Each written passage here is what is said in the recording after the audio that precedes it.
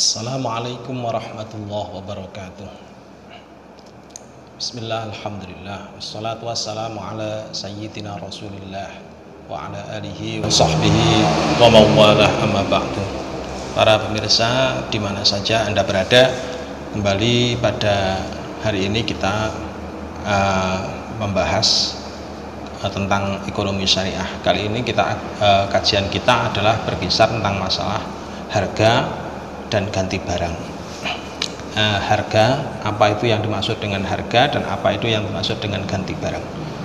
Pada dasarnya awal ketika terjadi akad muamalah yaitu muamalah jual beli. Muamalah jual beli itu pada zaman-zaman sebelum adanya uang, maka yang terjadi adalah barter. Barter itu berarti tukar menukar antara barang dengan barang. Jadi barang dengan barang. Misalkan emas dengan emas atau emas dengan perak. Nah, itu asal-asalnya dulu proses terjadinya jual beli itu asalnya begitu. Dan jual beli yang paling tertua itu adalah jual beli tukar menukar barang yang sejenis. Ini dianggap sebagai hukum asal daripada jual beli.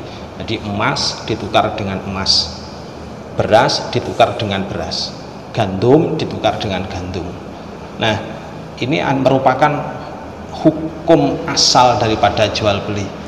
Jadi hukum asal daripada jual beli.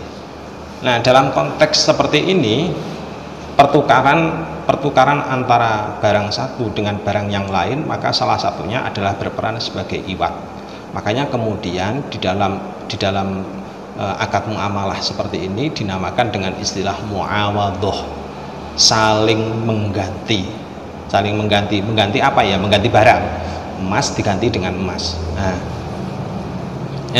Jadi salah satunya di sini adalah berperan sebagai barang yang diganti, terus kemudian satunya lagi berperan sebagai penggantinya. Nah, penggantinya ini dikenal dengan istilah iwat atau barang ganti.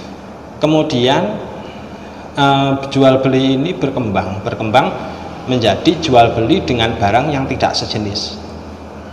Jual beli dengan barang yang tidak sejenis ini contohnya misalkan adalah emas ditukar dengan perak. Ketika emas ditukar dengan perak seperti ini, maka yang berlaku sebagai iwat itu adalah peraknya, atau sebaliknya. Jadi bisa jadi adalah perak itu sebagai barang yang diganti, kemudian emasnya itu berperan sebagai iwatnya. Jadi bisa bolak-balik kalau dalam hal seperti ini. Nah, adanya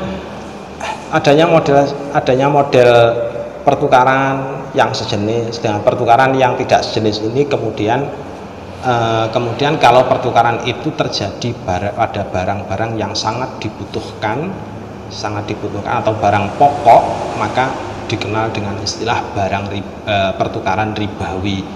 Nah, dalam konsep pertukaran ribawi ini, kalau itu melibatkan barang yang sifatnya sejenis, maka wajib memenuhi 3 unsur. Yang pertama adalah harus sepadan. Sepadan ini maksudnya adalah sama dalam timbangan dan sekaligus takaran. Kalau emasnya 1 kilo, ya harus ditukar dengan emas 1 kilo. Tidak boleh lebih dan tidak boleh kurang. Tetapi kalau terjadi pertukaran antara barang ribawi yang tidak sejenis, misalkan emas ditukar dengan perak, maka yang berlaku ketentuannya adalah tidak harus sama takaran. Bagaimana mungkin emas 1 kilo mau disamakan dengan perak 1 kilo kan? Makanya kemudian dihilangkan unsur tamasul. Tetapi yang berlaku adalah hukumnya harus takobut, jadi saling serah terima. Terus kemudian selain takobut adalah harus hulul. Hulul itu maksudnya adalah kontan atau yadan biadin. Jadi dikenal dengan istilah yadan biadin. Jadi lunglungan tangan. Kalau orang Jawa memaknainya mungkin seperti itu, santri pesantren.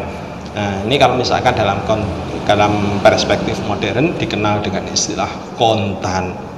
Nah, setelah kita mengenal tentang pertukaran barang ribawi seperti ini, kemudian ketika uang sudah terbentuk, jadi pada waktu itu diciptakan uang yang pertama kali terbit, yaitu dinamakan dengan istilah dinar dan dirham.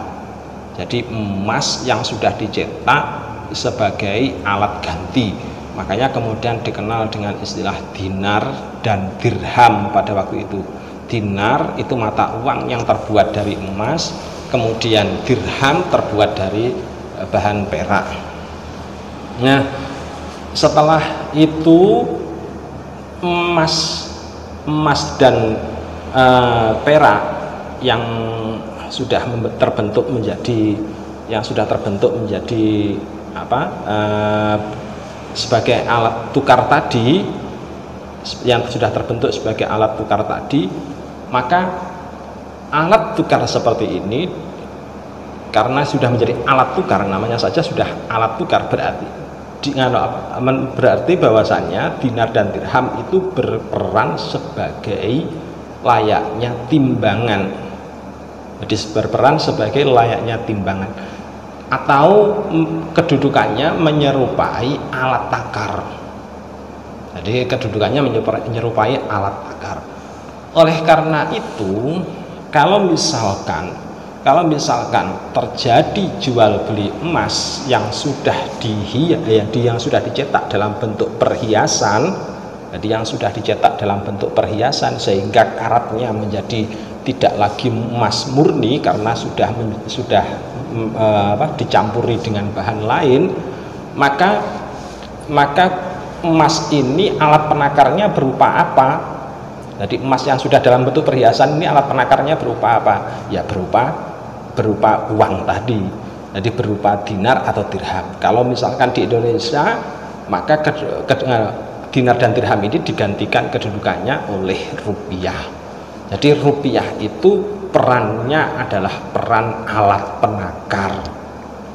Jadi perannya adalah peran alat penakar. Oleh karenanya ketika seseorang mengeluarkan zakat mal dan zakatnya itu terdiri atas perhiasan, jadi emas perhiasan, bagaimana cara menentukan nisabnya?